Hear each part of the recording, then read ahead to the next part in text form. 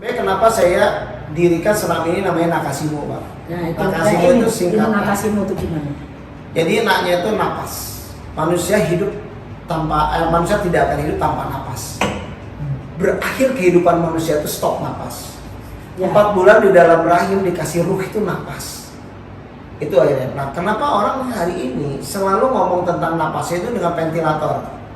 Selalu napas ini dengan oksigen yang harus dijual belikan. Gak pernah kita menikmati napas yang diberikan Tuhan gratis. Coba saya tanya satu persatu orang di aspetri, kapan lo gunakan hidup lo dengan napas bersyukur kepada Tuhan? Pagi-pagi lo buka jendela, itu masih ada ozon alami turun ke bumi. Kalau ozon kita di RSPAD mahal ya, terapi ozon. Ini gratis dari Tuhan. Sebelum matahari terbit, itu masih ada ozon tuh. Makanya dulu mungkin zaman bapak, zaman ibu, zaman abang mungkin nggak ngerti nih, kenapa air kendi itu taruh di luar. Embonisasi itu ozonisasi. Oh, O3 ya? gitu, pakai embun itu. Kenapa anak kecil nggak bisa jalan, kita di kampung dulu ya, anak kecil taruh di embun-embun kan, supaya bisa, itu ozonisasi. Ada nggak bahas? Oma termasuk orang-orang yang tradisional sekarang terlalu digiring ke konvensional. Jauh bang. Ke konvensional sekarang. Ilmu anatomi fisiologi. Besok oma ngomong tentang kanker, tapi arahnya konvensional, diketahui nama dokter. Siapa lo? Coba kalau ngomongin ke tradisional, keren nggak? Kanker ini kalau bahasa Nasrani kan banyak kepahitan. Misalkan satu contoh, banyak dendam sama orang. Akhirnya stres, kalau stres ada hormon kortisol keluar. Kalau kortisol keluar akan mempengaruhi sel di dalam tubuh. Dalam tubuh ini sudah ada yang namanya cikal kanker kita disebut. Tapi triggernya ada apa enggak? Oh, ada karsinogen nih, ada kurang oksigen 80% penyebab kanker kurang oksigen, mungkin kurang olahraga. Atau 40 tahun tidak menyusui, resiko kena kanker payudara karena nah itu konvensional, karena kalau disusukkan atau mengetekkan pembuluh darah lebar, akhirnya oksigen akan bagus. Nah, itu hal-hal itu yang saya lihat, oksigen. Yang saya lihat di YouTube. Dibalik sekarang, ustadz jadi dokter, dokter jadi ustadz. Dunia kebalik sekarang, benar nggak bang? Benar nggak? Dokter jadi ustadz sekarang, ustadz jadi dokter. Ini dunia kebalik. Dokter tidak bisa masuk spesialis, hanya ke arah ke sini. Akhirnya muncullah PP 103. Pembekam harus D3, POA kesehatan. Nah, saya bilang bekam ini keyakinan kita seperti orang pijat Cimande. Ajarin nama bapak, ajarnya digigit. Dia bilang, kakek gua mikir kayak gini, nggak bisa disandarkan. Keyakinan. Nah itu yang ajaran berjuang.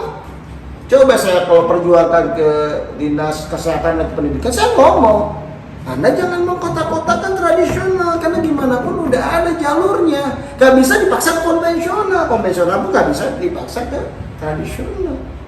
Kenapa Chinese medicine diakuin? Karena negaranya ini mendukung. Kenapa Ayurveda India? Karena negaranya mendukung. Berbicara tentang kanker, banyak faktor. Kalau ngomong tentang kanker payudara misalkan, nah kanker payudara itu kan sebetulnya sesuatu kelenjar yang kelihatan, ya kan? Sebetulnya payudara ini kan benjolan. Iya. Benjolan ya. Tetapi tidak semua benjolan itu kanker, tapi semua kanker pasti benjolan, kecuali kanker darah. Ya. Itu harus kasih tahu dulu. Ya, tidak semua benjolan ini kanker, tapi setiap kanker pasti benjolan. Kecuali kanker darah. Nah, ketika ngomong kanker payudara, kita harus lihat faktor penyebab. Ya, faktor penyebab kanker payudara ini apa? Bisa dari genetik, misalnya keturunan. Bisa jadi tidak menikah dan tidak menyusui. Bisa jadi juga karena faktor karsinogenik, pola makan dan sebagainya, dan lingkungan. Bisa jadi karena faktor tidak menyusukan atau menetekkan. Gitu. Nah, 80% menyebab kanker kekurangan oksigen pada sel. Nah, kalau ngomong tentang oksigen, kita ada latihan napas. Napas itu dibagi dua. Ada napas sadar dan napas tidak sadar. Napas sadar dan napas tidak sadar. Kalau napas tidak sadar, seperti kita ngomong kayak gini, kita nggak tahu narik dari hidung atau di mulut. Napas tidak sadar. Kapan kita memperlakukan napas ini napas sadar? Yaitu ketika kita mau terapi. Tarik napas dari hidung, keluarkan dari mulut, misalkan kanker payudara, Ya. tarik napas dari hidung, visualisasikan oksigen ini masuk ke payudara. Setelah itu kalau ada benjolan hasil mamografi ke hasil pemeriksaan kanker dan sebagainya atau biopsi dan sebagainya, itu dibayangkan oh kankernya begini, dioperasi dengan visualisasi kita ketika mengeluarkan napas, mengeluarkan energi negatif atau mengeluarkan kanker kita dan sebagainya, itu visualisasi terapi. Percaya dan tidak itu ya tubuh punya. Iya, iya. Nah saat ini kan untuk pengobatan kanker nggak jauh dari kemoterapi terakhir radiasi. Ya. Nah bagaimana Anda mau belajar itu semua, datang ke saya, nanti kita ajarin bahwa hasilnya, kita ajarkan bagaimana pernapasan ini menjadi obat. Nah, itu yang saya katakan tadi, darah penggunaan oksigen. Nah ini yang kita akan sampaikan. Nah untuk kanker payudara, terapinya bisa kita gunakan dengan gaya gerakan untuk pemeriksaan sadari, pemeriksaan payudara sendiri. Ya, ya. Lihat di kaca, ada yang begini terus putar, ada juga yang begini, ditekankan payudaranya menonjol. Nah, caranya bagaimana terapinya? Tarik napas, tekankan sampai menonjol, lepaskan ininya, hembuskan napas, relaksasikan, tekankan, tekan lagi, buang napas. Lama-lama kan berdilatasi.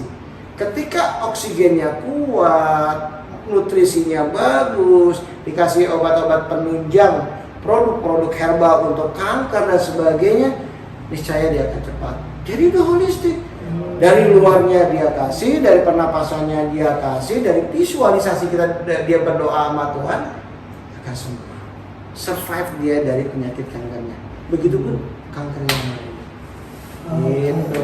Nanti ada khusus tuh. Ya kalau anak Fikri ini mau ngomong tentang pernapasan apapun penyakitnya, ya kita ajarkan. Karena setelah mereka menjadi pengobat yang handal, mereka kan cari customer. Kan susah cari customer. Coba bayangkan kalau seorang terapis ini menjadi pelatih senam. Klinik di depan ada orang senam, kunjung banyak, ya kan? Ekonominya jalan tuh si pengobat. Selain dia jadi public health, dia juga menjadi pengobat.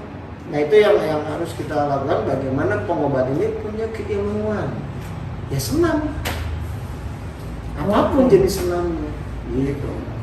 Jadi banyak sebetulnya yang kita bisa berikan. Setidaknya minimal itu ya. Nanti kalau mau lebih detail lagi, ada pelatihannya sendiri ya. Pastinya ada pelatihan. Kebetulan kita udah ada lembaga kejuruan pendidikannya yang mengeluarkan sertifikat untuk itu.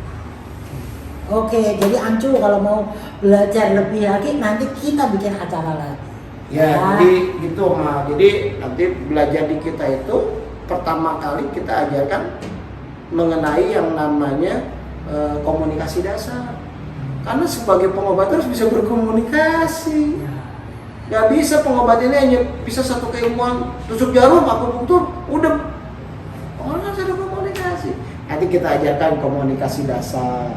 Nanti komunikasi bagaimana dia menjadi entrepreneur dan sebagainya, kita ajarkan. Dari situ dia jago komunikasi, diolah semuanya. Dari dia pengobat, dari dia meresepkan, perlu komunikasi. Nah, itu seharusnya lembaga-lembaga pendidikan itu dasar pertama belajar komunikasi dasar. Ya, oke.